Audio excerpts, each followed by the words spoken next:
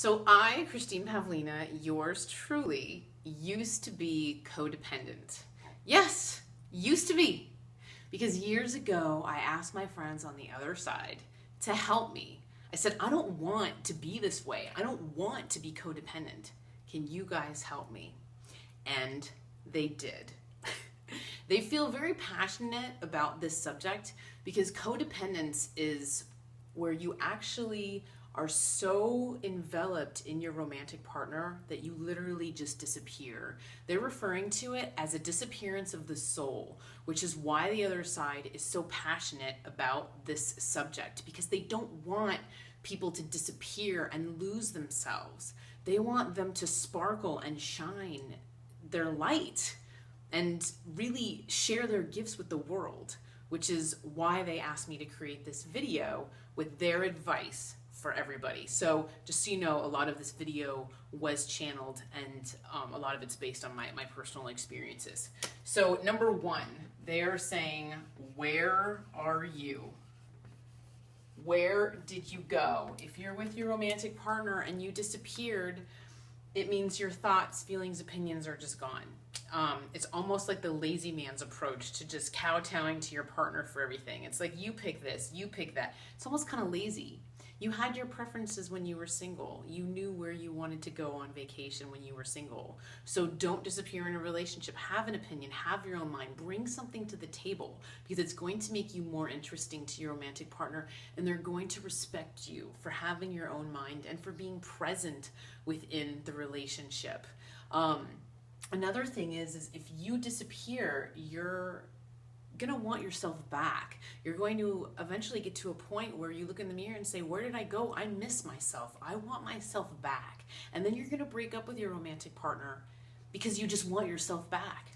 Did your romantic partner do anything wrong? Is it their fault? No, it's not their fault at all. They're practically victims in all this because you weren't true to yourself and you didn't maintain your own boundaries within the confines of the relationship. So make sure you don't disappear, okay? Number two, along those same lines, is just be honest with your communication. If something's bothering you, share it. Don't be shy, because your partner isn't a mind reader. So it's really, again, not fair to them if you're not being your authentic self and expressing your emotions, because your emotions are important and they deserve to know what's going on in your head and your heart. So be honest with them and be upfront with them.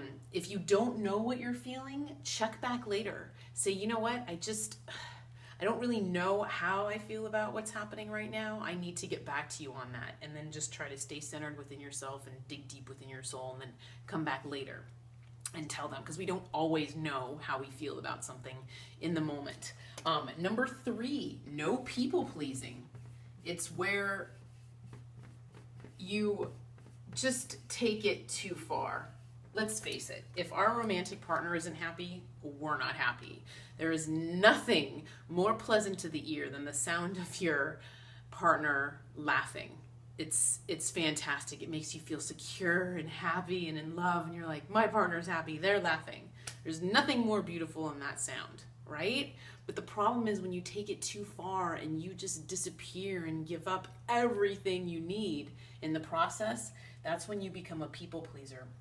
So just make sure you're checking yourself and making sure you're getting what you yourself need in the process, so that both of you are laughing and that both of you are happy within the confines of the relationship. So yeah, just look out for extreme approval seeking behavior, because again, you're getting away from your authentic self. Number four, no controlling behavior, because they worry about you being so concerned about your partner's well-being and happiness that you overdo it. Like, if you could, you'd practically like jump into their skin and live their lives for them. This has to do with love and caretaking and being so maternal towards your partner that instead of building them up and kind of strengthening them to really shine their light, you end up squelching them, and you're not doing them any favors. Life is hard, so at the end of the day, we all need a safe haven to come to that's just warm, and it's a retreat from the harsh realities of life, where we can turn to one another and really get that love and fortify our soul. But when it becomes squelching and just too much, that's when you really end up hurting your partner. You want to be, they're showing me the movie Rocky, where you really want to be kind of like a coach for your partner and build them up to really kick butt in this world, as opposed to squelching them. Okay, so yeah, so give them room to be themselves is what we're supposed to do. Don't do everything for them. Okay, number 5, along those same lines, no rescuing. People's self-esteem comes from exactly that, the self. You can't hand somebody self-esteem. So we're here to boost each other up and make each other feel 10 feet tall. But at the same time, you have to be very careful of rescuing people. We're here to, encourage and support, but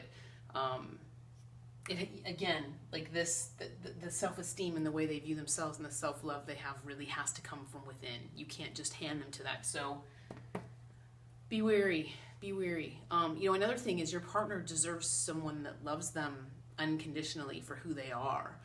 Compassion is a form of love, but your partner deserves a romantic partner that loves them on a more comprehensive level, as opposed to just feeling sorry for them.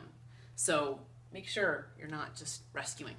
Okay, number 6, your needs. What is your relationship with your own needs? Are they important?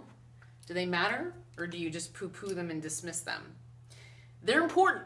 They matter. They're a big deal. What you need is just as important as what your partner needs.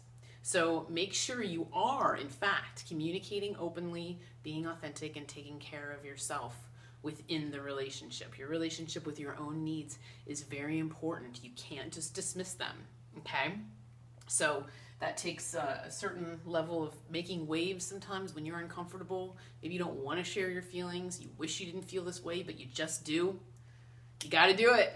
You got to do it, because you'll feel better at the end of the day. Okay, number 7, receive the love. Receiving is not a passive energy. It's an active energy. So being able to process and receive love is a big deal. It's based on self-respect and how much you value yourself and self-esteem. To process receiving people's love, we need to know that we're worth it, because we're going to receive the love that we feel we deserve. So just be conscious and aware of that. What kind of love, am I receiving? Do I feel like I truly deserve it? You do. You do. I'll answer that for you. You do truly deserve it, because you are part of the divine. So you are worthy of amazing love. Okay, number 8, jealousy and insecurity.